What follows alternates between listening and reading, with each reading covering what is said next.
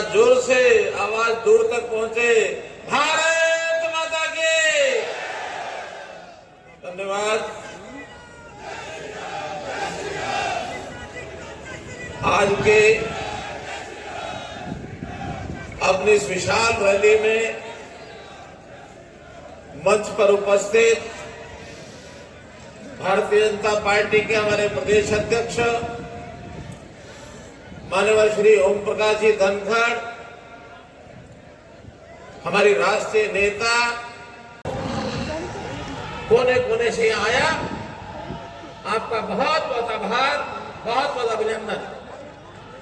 भाइयों बहनों, दुर्गाष्टमी का यह त्योहार है और इस दुर्गाष्टमी के एक प्रकार से गुप्त नवरात्रे जो होते हैं उसकी दुर्गाष्टमी है। इस अवसर पर भी आपको बहुत बहुत बधाई, बहुत बहुत शुभकामनाएं। इस प्रदेश में एक भय का, एक भ्रष्टाचार का जिस प्रकार का वातावरण 2014 से पहले था, हमने उसको मिटाया, दूर किया है। और निश्चित रूप से जैसे देश आगे बढ़ा है, हम भी कदम से कदम मिला करके हरियाणा के नाते से भी आगे बढ़े हैं।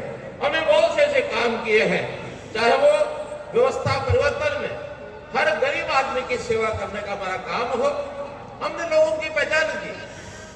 सब सरकारें कहा करती हैं कि हम नीचे तक के लोगों की जाकर के सेवा करेंगे, वहां तक पहुंचेंगे। हमने वायदा किया कि हम पहुंचेंगे नहीं, हम शुरू नीचे से करेंगे और नीचे से शुरू करेंगे तो गरीब की, किसान की, मजदूर की, छोटे व्यापारी की, छोटे उद्योगपति की जो भी सेवा होगी, हम भरपूर उनकी सेवा करेंगे। और निरंतर डबल इंजन की हमारी सरकार, चाहे केंद्र सरकार में मोदी जी और चाहे हरियाणा में आपकी भारतीय जनता पार्टी की सरकार, लगातार हरियाणा की जनता, 2.5 करोड़ जनता की हम सेवा कर रहे हैं। मित्रों, भाइयों बहनों, हमने दूसरी बार 2019 में उन्हीं अपनी उपलब्धियों के आधार पर अपनी सरकार बनाई है। अब 2019 के अंदर सबसे पहला जो संकट, वो सारे विश्वव्यापी संकट था, कोविड का संकट। इस कोविड के संकट से भी हमने राहत पाई। हमारे देश के प्रधानमंत्री जी ने दुनिया को एक रास्ता दिखाया, हमारी 2 प्रकार की वैक्सीन तैयार की। हमारे जो भी सैनिक थे, उन सैनिकों ने, एक प्रकार के कोविड सैनिकों ने लोगों की सेवा की, राहत दी।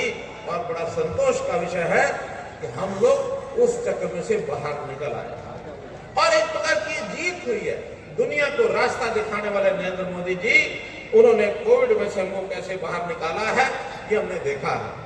भाइयों बहनों, इस काल में हमने सुशासन को अपना संकल्प बनाया कि हम सुशासन से, अच्छा शासन देकर और लोगों की सेवा करेंगे। उस प्रकार का लगातार काम कर रहे हैं। हमने नौकरियां भी बिना भ्रष्टाचार के, बिना पर्ची खर्ची के ये दी है। लोगों के ट्रांसफर, जो हमारे कर्मचारी, उनके ट्रांसफर भी बिना भ्रष्टाचार के हमने कराए हैं। एक प्रकार का कांग्रेस के सरकार में कहा जाता था कि सरकार की एक इंडस्ट्री चलती है, उसको कहते हैं बीबीसी की इंडस्ट्री, बदलियां, भर्तियां, CLU। हमने वो सब बंद कर दिया और ऐसे कैसे लोगों को एक स्वच्छ प्रशासन मिले, घर बैठे सरकारी सेवाएं, योजनाएं ये कैसे दी जाएं, इसके अनूठे प्रयोग हमने किए।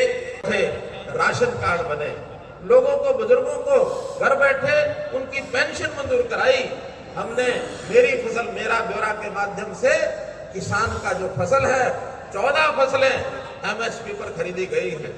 किसी प्रकार का भी उनको मुआवजे की बात आती है तो घर बैठे मिला है। उनकी फसल के दाम DBT के माध्यम से हजारों करोड़ रुपए उनके खातों में सीधे भेज दिए हैं।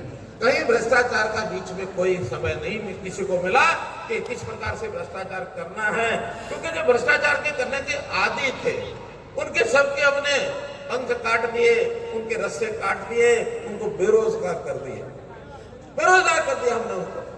और जो हमारे कांग्रेस के मित्र बार बार कहते हैं बेरोजगारी बढ़ गई, और जो इस प्रकार के कैंसर के रोगी भ्रष्टाचार करते थे और इन लोगों के आगे पीछे घूमते थे, वही कहते हैं हम बेकार हो गए, हम बेरोजगार हो गए। अगर उनके भ्रष्टाचारी लोग अगर बेरोजगार होते हैं, इसके कारण से उनको बेरोजगारी का बढ़ा हुआ आंकड़ा मिलता है, तो निश्चित रूप से उस प्रभाव के अंतर्गत वो कहेंगे कि बेरोजगारी ज्यादा हो गई। हम गरीब लोगों को रोजगार देने के लिए उद्योग लगाए, लघु उद्योग भरपूर मात्रा में लगभग 8.5 लाख लोगों को प्राइवेट रोजगार मिला है।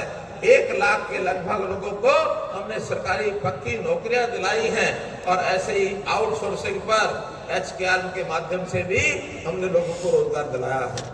मुख्यमंत्री अंत्योदय परिवार योजना के अंतर्गत 32,000 लोगों को सीधा सीधा लाभ हमने दिलाया, चाहे बैंक से लोन है, चाहे सरकारी ग्रांट है, इस प्रकार के सारे लाभ उनको दिए गए हैं। सबने अपनी आय को बढ़ाने के उद्यम किए हैं। तो इस नाते से मित्रों, हर वर्ग को हमने और लाभ पहुंचाया है। अब चूंकि प्रदेश में एक अच्छा वातावरण खड़ा करना है और उस अच्छे वातावरण को खड़ा करने के लिए लोगों का जनजीवन कैसे ऊपर उठाना है, लोगों को संस्कारित कैसे करना है, इन संस्कारों के लिए भी, महापुरुषों के लिए भी उनके विचार का प्रसार, उनका सम्मान, इसमें भी हम पीछे नहीं हटे हैं। हमने अपने संत महापुरुष विचार प्रसार और सम्मान योजना बनाई, जिसमें बड़े बड़े जितने भी संत जन हैं, महापुरुष हैं, उनकी जयंतियां हमने मनाई, उनके नाम से संस्थानों के नाम रखे, ताकि प्रदेश के अंदर किस प्रकार से वातावरण अच्छा हो। अगर मैं गिनाने लगूंगा तो एक लंबी कड़ी है कि कैसे कैसे हम नाम शुरू किया।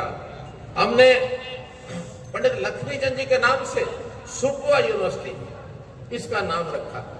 हमने आखिरी टेल तक पानी पहुंचे, इसलिए पानी का प्रबंधन अच्छा किया, पानी को बचाया और आखिरी टेल तक पानी पहुंचाया है। हमने जिन फसलों की कीमत कम हो जाती है, भावांतर भरपाई योजना, ये हमने लागू की, ताकि कहीं अगर कमी पड़ती है, बाजरे की कीमत बाजार भाव MSP से कम था, हमने एक बार 600 रुपया और एक बार 450 रुपया, 2 बार नगद पैसा उनके वहां भेजा। स्पोर्ट्स में हमने पॉलिसी बनाई और ऐसे आउटस्टैंडिंग जो स्पोर्ट्स पर्सन है, उनको सीधी भर्ती 550 पोस्टें उनके लिए लागू की। ग्रुप सी में 3% की जो कोटा था उनका बहाल किया। ग्रुप डी में 10% हमने स्पोर्ट्स पर्सन को ये काम दिए। यानी इतना 8 सालों में इतने काम किए हैं मित्रों, याद करते करते हमको भी सारे याद नहीं आते कितने काम हम आगे कर गए हैं। तो इस प्रकार से हमने इस प्रदेश की जनता की सेवा के लिए जो भी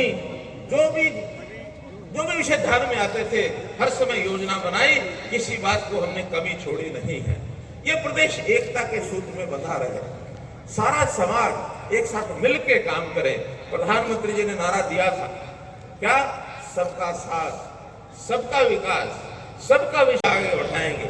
हमने भी जब हम आए थे, हरियाणा में एक, हरियाणा में एक ये नारा दिया और इस नारे के कारण से सारा हरियाणा आज इस मत का है कि हम ये जो सरकार चला रहे हैं, इसका सीधा सीधा लाभ हर हरियाणवी को, हर जिले को, हर विधानसभा को ये बराबर मिलता है। हमने कभी भेदभाव नहीं किया मित्रों। सरकार बनते ही पहली बार भी और दूसरी बार भी हमने सब विधायकों को 5-5 करोड़ रुपए दिए कि जाइए अपने कार्य क्षेत्र में काम कराइए। चिंता नहीं की वो कौन सी पार्टी का विधायक है, चाहे वो भारतीय जनता पार्टी का है, चाहे वो जननायक जनता दल पार्टी का है और चाहे कांग्रेस पार्टी का है, चाहे इंडिपेंडेंट है, सब विधायकों को हमने 5-5 करोड़ रुपए दिए, अपने क्षेत्र में काम करा के आओ। हमने आकर के ग्रामीण क्षेत्र को भी पूरी सुविधाएं दी, पूरी ताकत दी कि वो अपने काम अपने आप कराएं। तो इस नाते से मित्रों, कामों की कमी नहीं है। एक जानकारी आपको दे रहा हूं, जैसा मौसम आज ठीक नहीं है, तो दिल्ली अभी माननीय अमित शाह जी की बहुत इच्छा थी कि मैं रैली में आऊं, लेकिन हेलीकॉप्टर से उनको उड़ने के लिए पायलट्स ने मना कर दिया कि कर नहीं सकते। तो इसलिए उनकी इच्छा थी कि मैं रैली में आना चाहता हूं, लेकिन सड़क मार्ग से 2 घंटे लगने वाले थे।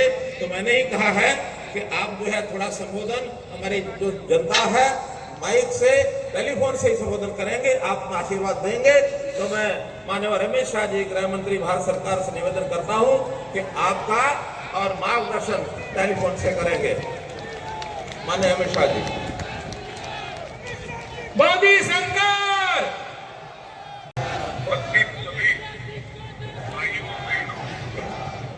आज इस रैली में मैं बड़े मन से आप लोगों को मिलने आना चाहता था, परंतु खराब मौसम के कारण हेलीकॉप्टर उठाने की परमिशन नहीं है।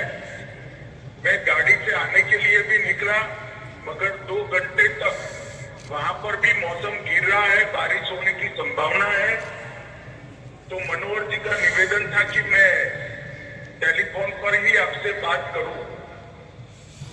मित्रों, आने वाले दिनों में आज हमने जो गोहाना में रैली रखी है, उसका मकसद है कि 2024 के चुनाव में हरियाणा की सभी सीटों पर कमल खिले और हरियाणा की जनता फिर से एक बार माननीय नरेंद्र मोदी जी को प्रधानमंत्री बनाने के लिए वोट करे। विगत 8 सालों में हरियाणा में विकास इतना हुआ है जिसके आप सभी साक्षी। हर क्षेत्र में भ्रष्टाचार कम हुआ, कानून और व्यवस्था की परिस्थिति ठीक हुई, जातिवाद समाप्त हुआ है और 70 साल में जितना विकास नहीं हो सकता था वो हरियाणा के अंदर 8 साल में हुआ है। ना नौकरियों के लिए करप्शन है, ना ठेकों के लिए करप्शन है और पढ़े लिखे सरपंच अब हरियाणा को आगे बढ़ा रहे। भाइयों बहनों, आज मैं आ नहीं पाया हूं, मगर नजदीक के भविष्य में ही मैं गोहाना आकर आपको जरूर मिलूंगा और हम सब मिलकर फिर से एक बार नरेंद्र मोदी जी को प्रधानमंत्री बनाने के लिए उत्साहित करेंगे। हरियाणा की हर सीट, हर लोकसभा सीट पर भारतीय जनता पार्टी का कमल खिलेगा, उसका मुझे विश्वास है। मैं फिर से एक बार आप सभी की क्षमा प्रार्थना कर मेरी बात को समाप्त करता हूं। वंदे मातरम, भारत माता की जय।